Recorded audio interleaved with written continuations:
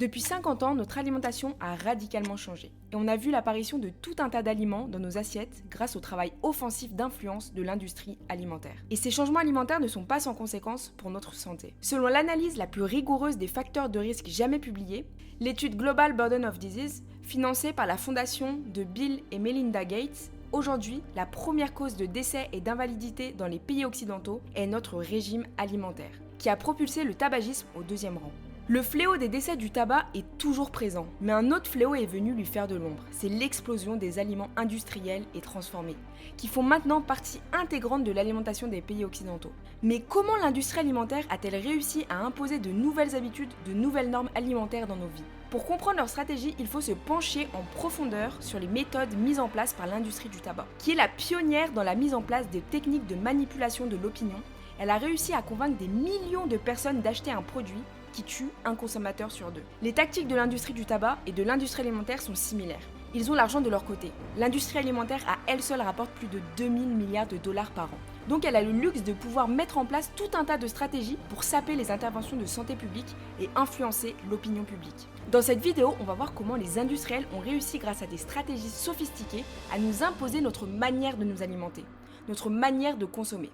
Et surtout, comment elle maintient le public dans le doute, dans la confusion, pour que la société ne prenne aucune initiative et reste dans l'immobilisme.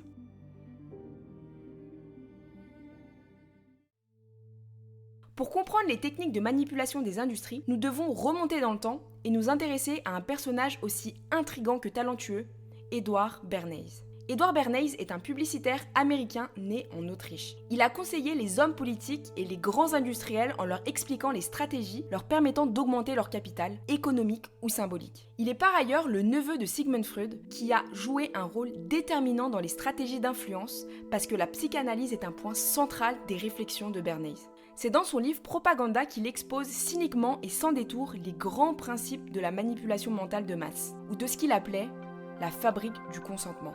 Dans son livre, il explique « Nous sommes gouvernés, nos esprits sont formés, nos goûts éduqués, nos idées suggérées, en grande partie par des hommes dont nous n'avons jamais entendu parler. Pour lui, la démocratie est un régime pour lequel une minorité éclairée, intelligente, doit modeler l'opinion publique pour le bien de la société. Et donc, le choix des masses étant déterminant, ceux qui parviendront à les influencer détiendront réellement le pouvoir. » Pour vous faire une idée de certains de ses exploits, voilà quelques exemples de ses stratégies les plus spectaculaires. Bernays a aidé le président Wilson à préparer l'opinion publique américaine à entrer en guerre. Et c'est à ce moment-là qu'a été créée la célèbre affiche représentant l'oncle Sam avec la phrase « I want you ». Puis il y a l'une de ses campagnes les plus connues qui se passe dans les années 50. Le grand du tabac, Lucky Strike, a fait appel à lui pour augmenter ses ventes. À cette époque, les femmes ne fument pas, ce qui fait perdre une grosse clientèle à son client. Alors il décide de cibler les femmes. Mais pour cela, il va devoir modifier la perception des cigarettes chez celles-ci. Alors il décide d'organiser une manifestation composée de femmes rémunérées qui arboraient une cigarette à la main avec des pancartes qui marquaient « Torche de la liberté ». Lors de cette manifestation, la cigarette n'était plus vue comme un signe de vulgarité, mais comme un symbole de liberté féminine, de conquête de l'émancipation. Une femme qui fumait était une femme qui se réappropriait sa liberté. Elle devenait une révolutionnaire.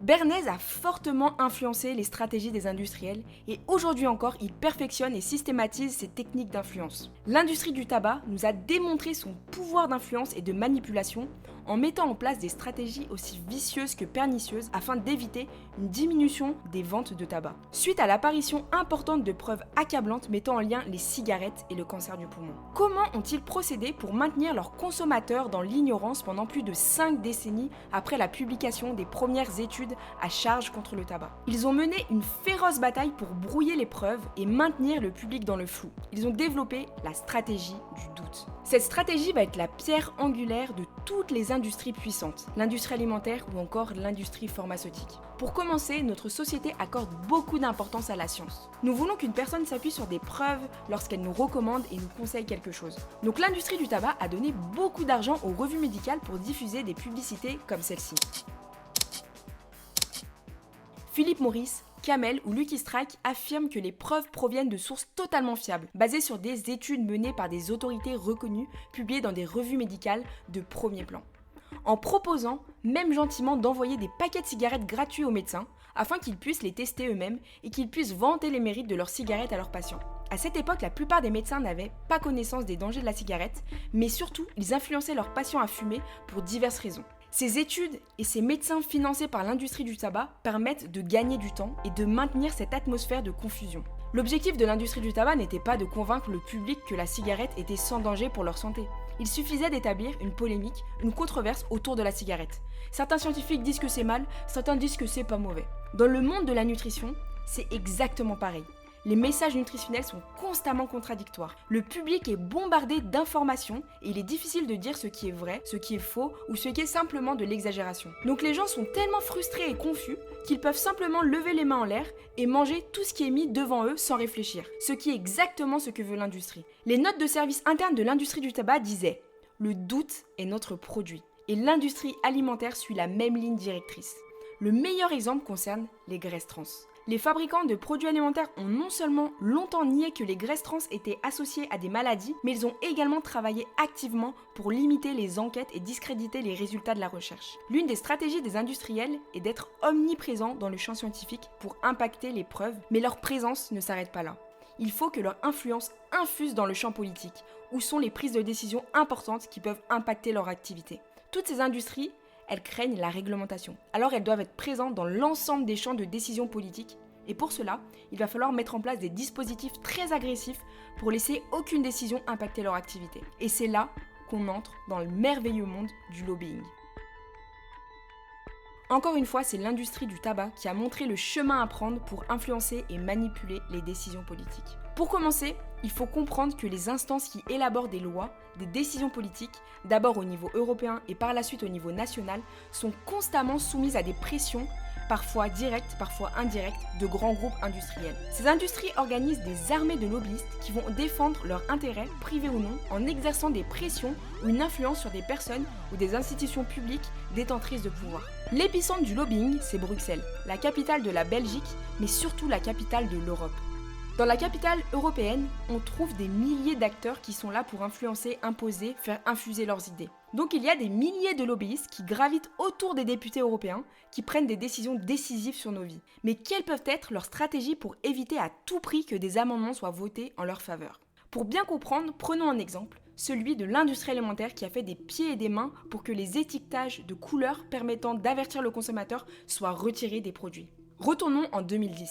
Au Parlement européen, l'étiquetage des aliments a fait l'objet d'une féroce bataille. C'est l'Angleterre qui propose de mettre en place un système tricolore avec ses étiquetages britanniques.